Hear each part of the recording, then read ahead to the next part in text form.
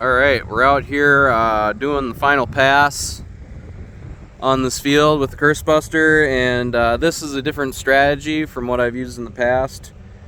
In prior years, what I will do is run my high-speed disc, then run the Curse Buster, wait a little bit, run the disc again, and plant after that. And part of the reason, most reason for that, if not all, I guess, was to get a good kill on cover crops or perennial weeds that are coming up. And also to bury residue and rocks so that I could run tine weeder.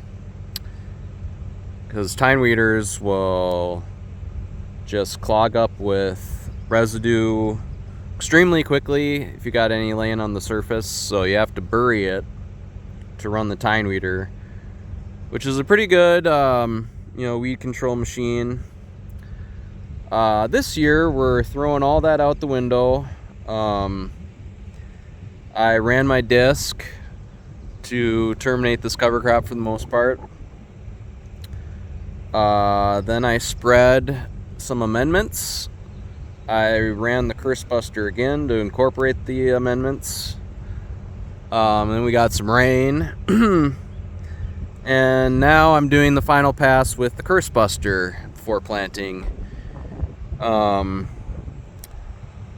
So this is gonna, well, you should see the corn field. That was corn last year. The Curse Buster flips up the all the buried. You bury it with the disc, and then the Curse Buster flips it back up onto the surface. So you get a covering of residue on the surface once again. You also get rocks. This isn't a particularly bad area, but we have lots of rocks that it flips up onto the surface. And so that's a problem for running your planter. So you don't want your planter bouncing up and down over these rocks. And it creates a problem with residue, because you can't really run the tine weeder. We'll just plug up with, on the cornfield at least, it's just going to plug up with residue instantly and not work. So, for the rocks, I put row cleaners on my planter to push them out of the way and some of the residue. And then in terms of the residue, I'm pretty much abandoning the tine weeder. There's lots of reasons, but I am going to be, a couple years ago I ran the Curse Buster after planting.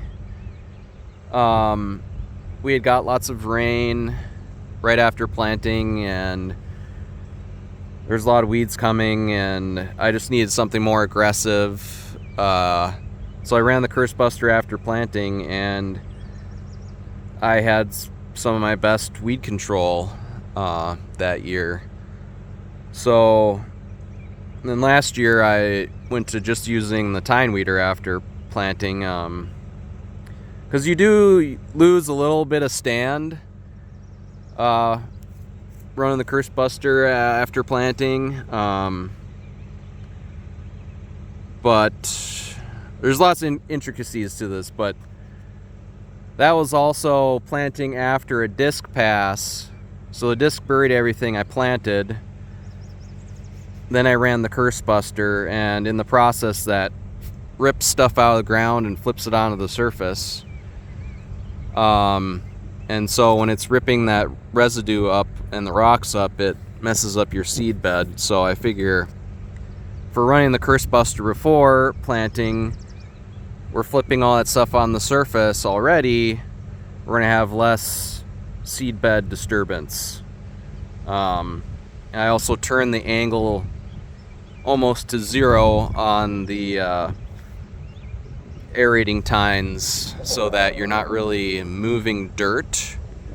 You're just getting tines plunging into the ground and coming back up without without moving soil this way and that laterally. So we're getting the residue unearthing and rock unearthing out of the way here.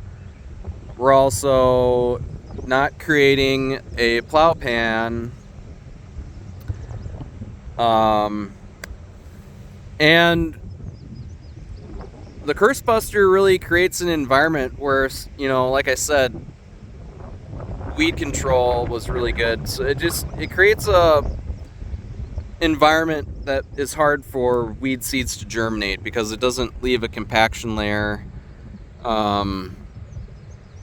With the disc, you run it, and pretty much instantly the clock starts ticking. Weed seeds are germinating again, and thistles are starting up again. Thistles love having a plow pan because they live in anaerobic conditions down deep where their roots are, and then they push up through it. So I think we're going to have much better weed control with running the Curse Buster before and after. And then, you can only do that after planting, like a day, maximum 2. You don't want to run it once it started germinating, obviously, or really you don't want to run it after it starts getting engorged with water, the seed. So I'm going to run the Curse Buster, like a day after planting, and then from there out I'll just use a rotary hoe and run a cultivator once if I have to before interseeding. But I think we're gonna have better weed control. We just have to make some adaptations, put those row cleaners on the planter to move these rocks out of the way while we're planting. And the Tine weeder, my main problem with it is it creates compaction. Organic farmers are doing kind of a lot of tillage passes, and we're really, for the most part, no one seems to be really considering the compaction you're doing.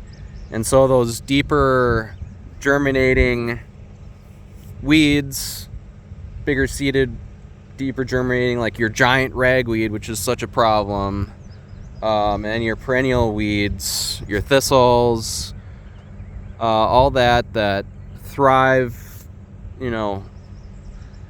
just a little bit further down where the Tine weeder isn't reaching.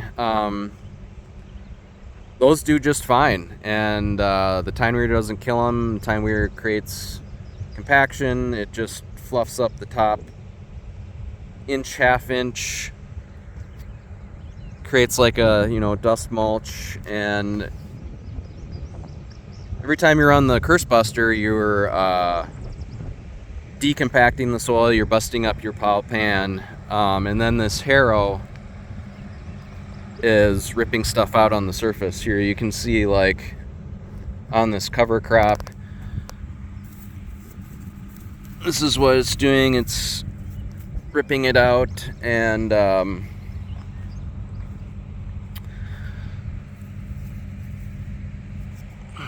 got some nice rhizo sheaths on this puppy.